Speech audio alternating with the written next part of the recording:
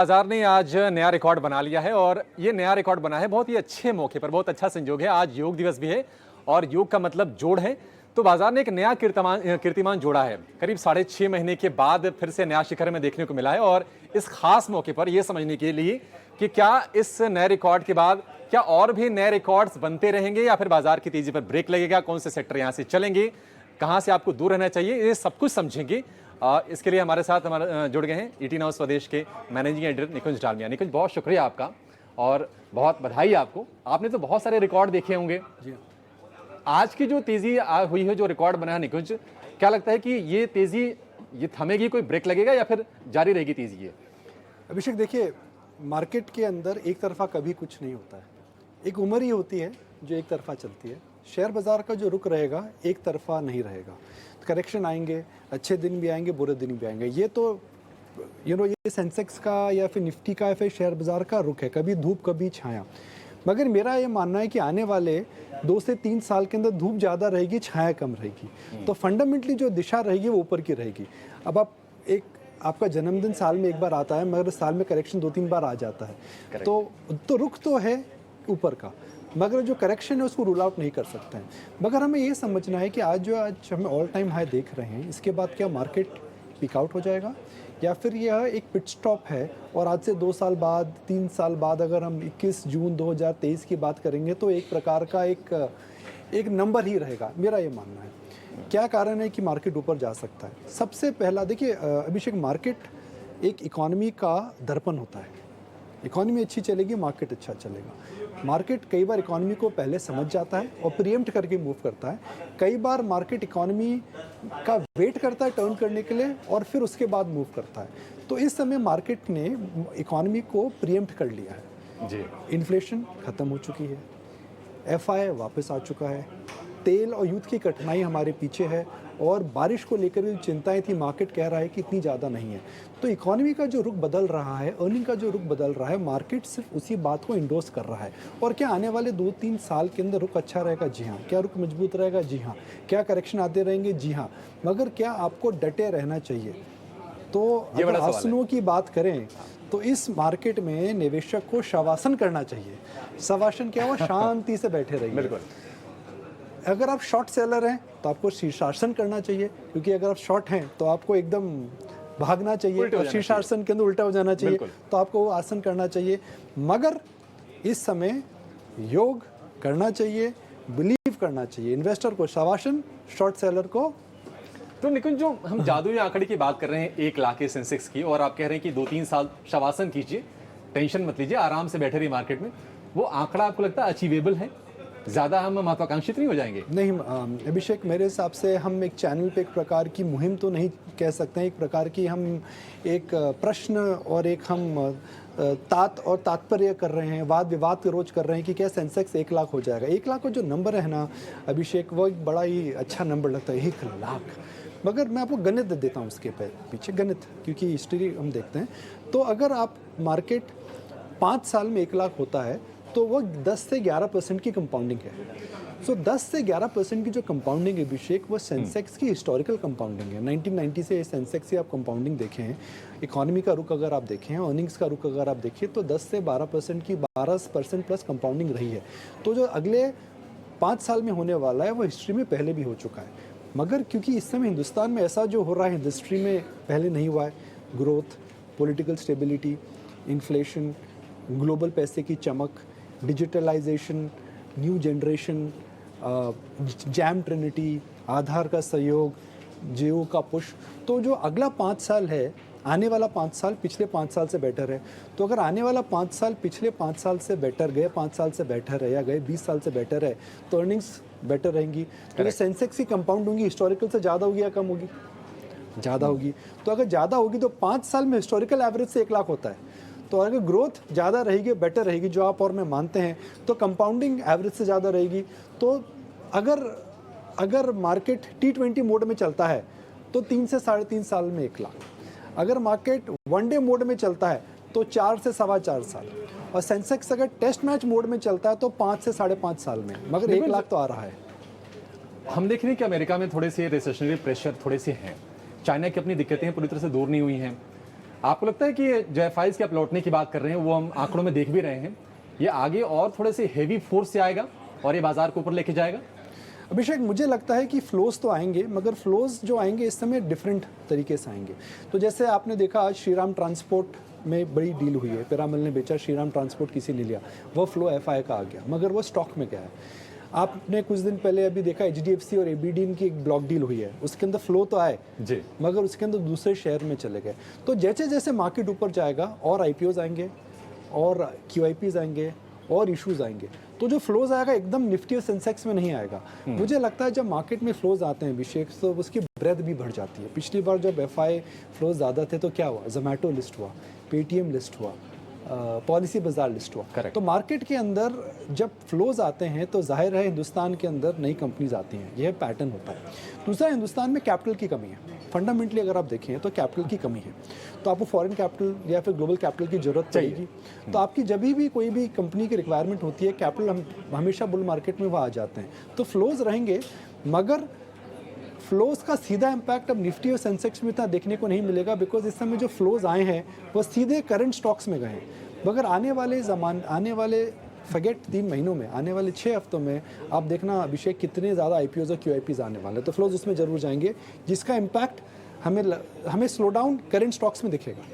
निकुंज जी, एक और चीज़ है, हम देख रहे हैं कि आईटी में प्रॉब्लम्स हैं, जो फ्रंटलाइनर्स हैं वहाँ पर भी दिक्कतें हैं। मेटल कहा यह जा रहा है कि ट्रेडिंग बेट्स हैं, क्योंकि चाइना वाली थोड़ी सी प्रॉब्लम है। तो ये 2 बड़े सेक्टर हैं, तो अगर ये सपोर्ट नहीं करेंगे, उसके बावजूद आपको लगता है कि जो तेज़ी है इसी रफ्तार से चलेगी, या फिर ये थोड़े से कंसर्न वाले एरियाज हैं ये?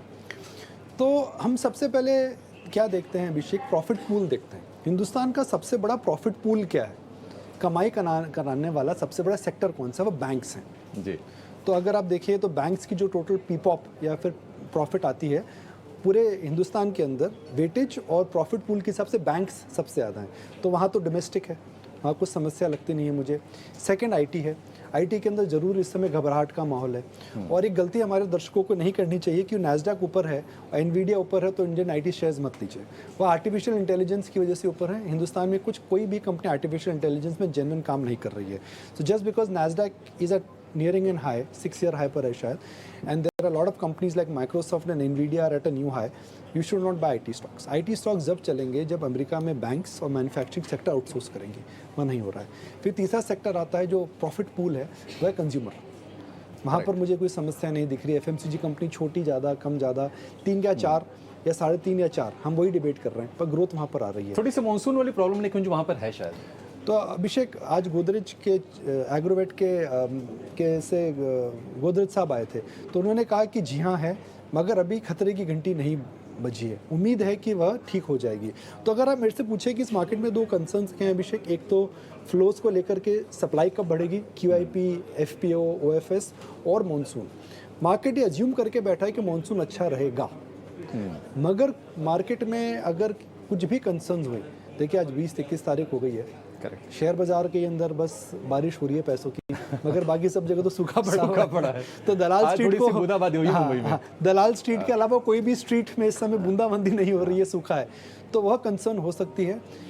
मगर उम्मीद करते हैं, प्रार्थना करते हैं, फिंगर्स क्रॉस करते हैं, पैर भी क्रॉस कर लेता हूँ दैट मानसून खराब नहीं हो। अच्छा, 2 चीज़ें निकुंज जिसका बार बार आप जिक्र भी करते हैं, एक तो आर्टिफिशियल इंटेलिजेंस वाली चीज़ है जो आईटी में प्ले करेगी शायद आगे जाके। दूसरा, ऑटो में जो थीम्स इमर्ज हुए हैं और निश्चित तौर पर जिनके पास ईवी वाला पोर्टफोलियो बड़ा है, शायद वो आगे जाकर लीड लें। तो अगले अगर हम 2 साल 4 साल के बारे में अगर सोचें तो आपको स्वीट स्पॉट कहाँ पर दिखता है? 3 बड़े स्वीट स्पॉट्स हैं। सबसे बड़ा एनर्जी ट्रांजिशन, हम एनर्जी ट्रांजिशन में सब लोग लगे हुए हैं। कोई सोलर कर रहा है, कोई विंड कर रहा है, करेक्ट, कोई दोनों कर रहा है। तो एनर्जी ट्रांजिशन एक रियल स्टोरी है। हम लोग ने वारी के मैनेजमेंट से एक चर्चा करी थी ईटी नाउ स्वदेश पर। हमें समझ में आया कि इस कंपनी की पोटेंशियल कितनी है और कितना सोलर पावर में चेंजेस हो रहा है। 15 रुपये यूनिट थी अभिषेक, अब 3.5 रुपये यूनिट है। हमें समझ में आ रहा है आने वाले 5 साल के अंदर और कम हो जाएंगी। तो सोलर अब एक्सेप्टेबल है। पहले आपको एक अजूबा लगता था कि किसी के घर पर सोलर की छत है, मगर आप गली गली में तो नहीं है, मगर कई जगहों पर अब देखते हैं कि सोलर सेल लगा हुआ है। मेरी सोसाइटी किसी से बात कर रही है अभी बॉम्बे में जहाँ मैं रहता हूँ कि हम सोलर रूफटॉप लगा सकते हैं क्या। कई फैक्ट्रीज है, कई घर है। तो मुझे लगा एक बड़ा ट्रेंड है वो एनर्जी माइग्रेशन। सेकेंड बड़ा ट्रेंड है मैन्युफैक्चरिंग। चाइना+1 हो, इलॉन मस्क साहब ने बोला टेस्ला को इंडिया में लेकर आएंगे, राइट। या फिर कार मैन्युफैक्चरिंग हो या फिर मोबाइल मैन्युफैक्चरिंग हो। मोबाइल मैन्युफैक्चरिंग देखिए, अब आईफोन के शिपमेंट देखिए 15,000 करोड़ के से ज़्यादा के हो गए। इंडिया का सबसे बड़ा इंपोर्ट क्रूड है। सेकंड एक ज़माने में इलेक्ट्रॉनिक होता था, अब थोड़े ज़माने में हो सकता है हम सरप्लस हो जाएं। तो इंडिया में एक मैन्युफैक्चरिंग का रेनेसांस जिसे हम अंग्रेजी में बोलते हैं आ चुका है। तीसरा बड़ा थीम है फाइनेंशियल्स। इंडिया में ग्रोथ आएगी, real economy is growing lower than the financial economy. पिछले 20 साल के अंदर, पिछले 14 साल के अंदर, ईटी नाउ इंग्लिश का हम डेटा देख रहे थे, stock market has gone from 4,000 to from Nifty has gone from 5,000 to 18,000, करीब 4 गुना हुआ है। इकोनॉमी 3 गुना हुई है और पर कैपिटा डबल हुई है। तो मुझे लगता है दैट फाइनेंशियल इकोनॉमी पर से विल डू वेरी वेल। ये तीसरा थीम है। चौथा कंज्यूमर। हिंदुस्तान की एवरेज एज जो है 140 हिंदुस्तानी है, मगर एवरेज एज हिंदुस्तान की 27 साल है या 26 साल है शायद। अच्छा, ये आपने इंटरेस्टिंग जानकारी दी वैसे ये। एवरेज एज हम देखते हैं जी, number of people, median age, मतलब ऐसे ही आप देख सकते हैं। तो उस मीडियन एज कि 27 से 40 या 27 से 50 की जो जर्नी है उसके अंदर उनको क्या लगेगा, एजुकेशन, एंटरटेनमेंट, ट्रैवल। तो अब देखिए हॉस्पिटल स्टॉक्स चल रहे हैं, होटल स्टॉक्स चल रहे हैं, ट्रैवल स्टॉक्स चल रहे हैं। तो समझना यही है हिंदुस्तान कहाँ पर है, कहाँ जा सकता है, क्या डिमांड है, क्या नीड है। अच्छा निकुंज, एक और चीज़ है कि आज हमने देखा कि मिड कैप इंडेक्स भी रिकॉर्ड हाई पे पहुंच गया। और कई बार क्या होता है ना कि हम इंडेक्स ज़्यादा देखते हैं, हमारी प्रवृत्ति होती है कि हम सेंसेक्स को, निफ्टी को ज़्यादा देखते हैं। तो क्या और पिछले 5 साल में या 7 साल में ऐसा हुआ है कि बहुत सारी ऐसी कंपनियां जो हैं तो मिड कैप कैटेगरी में बट बहुत बड़ी हो गई, क्या उनको भी थोड़े एक अलग नज़र से देखने की शुरुआत करनी चाहिए? देखिए अभिषेक, कुछ कंपनीज हमेशा ही मिड कैप रहेंगी बिकॉज ऐसे क्षेत्र में है कि जिसके अंदर ग्रोथ बड़ी नहीं है। फॉर एग्जांपल, अगर आप एक छोटी सी ऑटो एंसिलरी कंपनी है तो आप मारुति नहीं बन सकते हैं बिकॉज आप मारुति का एक पार्ट बनाते हैं। अगर आप एक छोटी रिटेल कंपनी है तो आप वॉलमार्ट नहीं बन सकते हैं बिकॉज आप इतना बड़ा हो ही नहीं सकते। The size of the opportunity is not there. For example, अगर आप एक छोटी लीजिंग कंपनी है तो आप एक HDFC बैंक नहीं बन सकते हैं because the size of opportunity is not there. तो मिड कैप को हमें समझना पड़ेगा कि सब मिड कैप लार्ज कैप नहीं होंगे, मगर जो होंगे उनमें बड़ा छक्का लगेगा। मिसाल के तौर पर पिछले 15 साल में बजाज फाइनेंस एक मिड कैप से लार्ज कैप हुआ है। इंडिगो अननोन ब्रांड से बेताज बादशाह हो गया है। डीमार्ट एक छोटा सा रिटेलर था, आज हिंदुस्तान का सबसे बड़ा रिटेलर है। तो हर 5-10 साल के अंदर अभिषेक निफ्टी का रूप बदलता है। निफ्टी के अंदर नई कंपनियां आती हैं, निफ्टी के अंदर नई चीज़ें आती हैं। अगर आप सेंसेक्स की आज हम बात कर रहे हैं तो 1990 में जो सेंसेक्स था उसमें एक भी IT स्टॉक नहीं था, मगर आज IT का वेटेज है। उसके अंदर कमोडिटी स्टॉक्स बहुत ज़्यादा थे, अभी कमोडिटी का वेटेज लो है। उस समय मारुति उसके अंदर नहीं था, उसके अंदर इंडियन रेयन करके कंपनी होती थी, माजदा करके कंपनी होती थी। तो समय बदलेगा और इकॉनमी बदलेगी। आपको यही सोचना है कि आप दिन 3-4-5 कंपनियों में या 15-20 कंपनियों में निवेश कर रहे हैं, क्या उस कंपनी का अगले 5 साल में एग्जिस्टेंस रहेगा? बिल्कुल। क्या वह कंपनी क्या वो बिजनेस ग्रो करेगा, क्या मैनेजमेंट अच्छा है, और क्या भारत की जो यंग पॉपुलेशन है, आप और मैं 27 से कम है तो मैं बोल सकता हूँ, मगर 27 साल का जो एवरेज इंडियन है उसकी जो जर्नी 27 से 50 की होगी, उस कंपनी को क्या उससे बेनिफिट मिलेगा? अगर आगे की सोचनी चाहिए। शेयर बाजार में हम एक अंग्रेजी में कहावत बोलते हैं, पास परफॉर्मेंस देख करके पैसा नहीं बनता है। एक अंग्रेजी में मैं एक लाइन बोलता हूँ, बोरोड लाइन है, मेरी ओरिजिनल नहीं है। Focus on not where the puck has moved. Hockey के अंदर, आइस हॉकी में पक बोलते हैं जैसे हम खेलते हैं। Focus on where the puck has not where the puck has moved, where it will move. Correct. तो मार्केट हमेशा एक ही चीज को वोट करता है अभिषेक। ठीक है, तो इसमें रेट ऑफ चेंज एक और चीज बहुत क्रूशियल होती है निकुंज। जब भी हम नए हाइस पे पहुंचते हैं ना तो लोगों के मन में सवाल खड़े होने शुरू होते हैं कि अच्छा अब मौके कहाँ पर बनेंगे, नए मौके कहाँ पर बनेंगे, ये आप बताइए। और ये भी आप बताइए कि कहाँ पर थोड़ा अब सावधान रहना चाहिए या फिर कहाँ से बल्कि एग्जिट ले लें, क्योंकि आप कह रहे हैं कि भविष्य की तरफ देखना चाहिए हमें। तो अभिषेक, एक नए हाई को एक मैथमेटिकल नंबर ही समझना चाहिए, बिकॉज सम टोटल है वो मैथमेटिक्स का। So I don't think all time high just because markets at an all time high does not mean it will correct. Market ऊपर जा चुका है मतलब इसका मतलब नहीं ऊपर जाएगा तो नीचे भी गिरेगा। नीचे गिरने के कारण क्या होते हैं? मैक्रो परिवर्तन, कोविड आ गया, युद्ध हो गया, अनएक्सपेक्टेड इवेंट्स, वैल्यूएशंस बहुत हम्टी डम्टी हो गई हैं। हम्टी डम्टी तो है नहीं, फिट है मार्केट ने पिछले 5-7 साल में बड़ा फैट नहीं ऐड करा, मसल ऐड करा है। और चौथा होता है फ्लोज मुझे नहीं लगता है कि एकदम घूमेंगे अभी। वैल्यूएशंस महंगी नहीं है अगर मैं हिस्टोरिकल बेंचमार्क से कंपेयर करूँ, मिड कैप, स्मॉल कैप या फिर निफ्टी सेंसेक्स की। मैं पिछले पीक से कंपेयर कर रहा हूँ और 5 ईयर एवरेज से कंपेयर कर रहा हूँ, मार्केट वैल्यूएशंस महंगी नहीं है। तो हम हम्टी डम्टी नहीं बने। तो Humpty Dumpty will have a great fall when you become Humpty Dumpty. अभी आप हम्टी डम्टी नहीं बने। और चौथा, अभिषेक, आपने जो मेरे से 6 सवाल पूछे हैं, आपने सारे के सारे बड़े कॉशियस वाले सवाल पूछे हैं। कब गिरेगा, क्यों नहीं गिर रहा है। तो मूड जो इस समय, अभिषेक, वह है कि एक आम आदमी ने इस समय पार्टिसिपेट नहीं करा है। हम एक जॉन टेम्पल्टन की लाइन में आपको बताता हूँ, अगेन acquired knowledge है, borrowed knowledge है। There is more money is lost in when you are waiting for the correction rather than when the real correction occurs।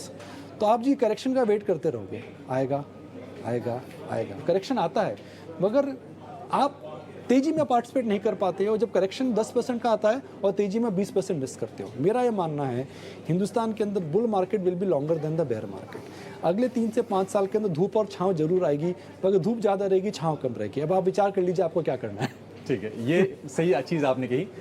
Shavasana करना है। शवासन करिए, धैर्य लगा के बैठे रहिए। और योग अगर आप मुद्रा शॉर्ट सेलर शवासन हैं, वाली। जी हाँ, वही है मूल मंत्र हिंदुस्तान में पैसा बनाने का। लेकिन कुछ ऐसे स्टॉक्स हैं निकुंज जहां पर लोग शवासन कर तो रहे हैं लेकिन फिर भी परेशान हैं। न्यूएस्ट टेक्नोलॉजी स्टॉक्स, हालांकि थोड़ी सी रिकवरी की शुरुआत हो गई है, लेकिन जिनके पास ऊपर के भाव पर है, नायका हो, पेटीएम हो, परेशान है लोग। इसके अलावा अगर हम एलआईसी को भी इसमें जोड़ लें, हालांकि थोड़ा दूसरा सेगमेंट हो जाएगा, तो इनमें क्या करना है? क्या इनको रिव्यू करने की जरूरत है? आपको लगता है एलआईसी को थोड़ा अलग कर देंगे, बाकी पेटीएम, नायका जैसे शेयरों को थोड़े रिकवर तो कर रहे हैं? अभिषेक, शेयर बाजार के अंदर हमें ये समझना चाहिए कि आप किस प्राइस पर शेयर ले रहे हैं। तो अनफॉर्चुनेटली जो स्टॉक्स थे जब ये पब्लिक हुए थे, इनके अंदर एक प्रकार का वैल्यूएशन बबल था। वो वैल्यूएशन बबल ख़त्म हो चुका है। ये जो कंपनी थी, प्राइवेट इक्विटी प्रमोटर्स ने इनकी वैल्यूएशन लगाई थी, जहाँ पर एक समझदार आदमी दूसरे समझदार आदमी को देता है। जब आप लिस्ट होते हैं तो आप ऑक्शन मार्केट में आ जाते हैं, यहाँ रोज का भाव तोल होता है। तो यह कंपनी प्राइवेट मार्केट से जब लिस्टेड मार्केट में आई, तो मार्केट ने इनको बोला कि भैया अब आप फुटबॉल, अब आप कबड्डी के अखाड़े से निकलिए, अब आप क्रिकेट के मैदान में आ चुके हैं, जहाँ पर बॉल टू बॉल कमेंट्री होती है। तो ये माइग्रेशन जो है ये थोड़ा कष्टदायक रहा है।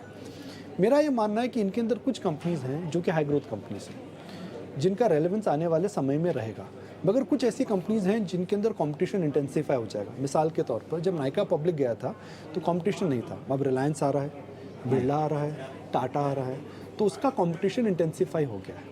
मगर जोमेटो का कंपटीशन नहीं हुआ है। स्विगी और जोमेटो, तीसरा ब्रांड नहीं है, तो जोमेटो टिक जाएगा। पेटीएम है, पेटीएम के अंदर मुझे लगता है कि फिनटेक में डिस्ट्रप्शन बहुत आ रहा है, तो पेटीएम क्या कमाल कर सकता है, मगर कंपटीशन बहुत है, तो उसको कुछ ना कुछ नया रणनीति बनानी पड़ेगी। तो डिपेंड कर रहा है कि आप कौन से स्टॉक की बात कर रहे हैं और आप कहाँ पर आप रह सकते हैं।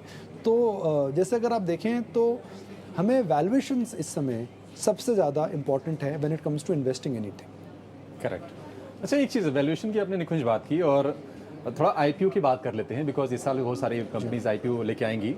और एक समय था कि लोग आईपीओ में पैसे इसीलिए लगाते थे कि क्या डबल होगा, वो दौर शायद पीछे छूट गया। अब वैसे आईपीओज हाल फिलहाल तो नहीं आए हैं, और शायद उम्मीद भी नहीं करनी चाहिए। क्या थोड़ी सी मेच्योरिटी लाने की ज़रूरत है अपने अप्रोच में?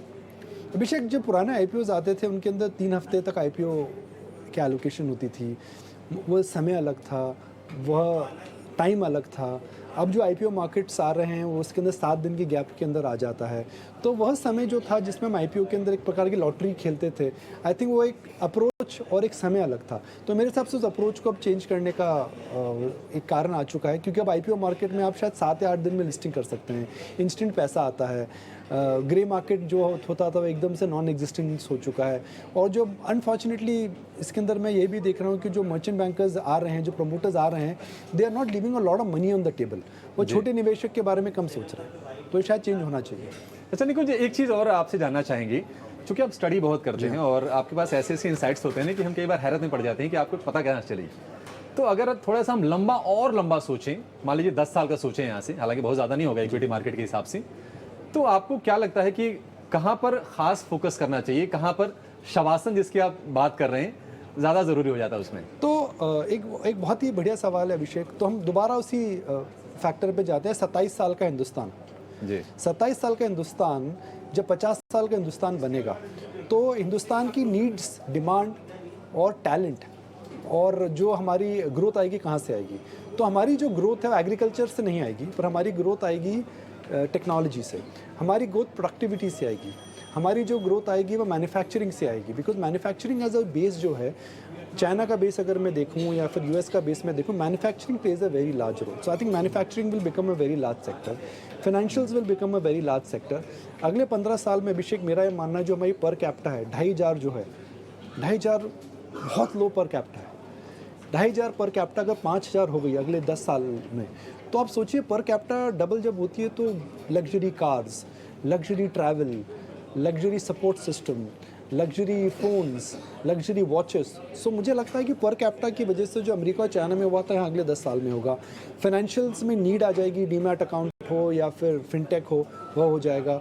और मैन्युफैक्चरिंग जो सेक्टर कम है, मुझे लगता है उसकी इंपॉर्टेंस ग्लोबल लेवल पे बढ़ जाएगी। आपको यही सोचना है, एक 27 साल का हिंदुस्तान अगर 50 साल का हिंदुस्तान जब बनता है, तो 27 से 50 की जर्नी में आप भागीदार कैसे हो सकते हैं, वही सोचना है। करेक्ट, ठीक है निकुंज, सवाल तो खैर बहुत सारे हैं, लेकिन थोड़ी समय की कमी है कि बंद करना चाहिए, समय की कमी है। तो किसी और एडिशन में आपसे चर्चा करेंगे और समझेंगे, क्योंकि बहुत सारे सवाल है और आपसे बात करके बड़ा मजा भी आ रहा है। Thank you. लेकिन इस खास दिन पर आज इस चर्चा को यहाँ समाप्त करेंगे। निकुंज, बहुत शुक्रिया आपका इनसाइट्स अपने शेयर करने के लिए और निवेशकों को गाइड करने के लिए। फिलहाल शो में इतना ही, लेकिन आप बने रहिए टीना स्वदेश के साथ। नमस्कार।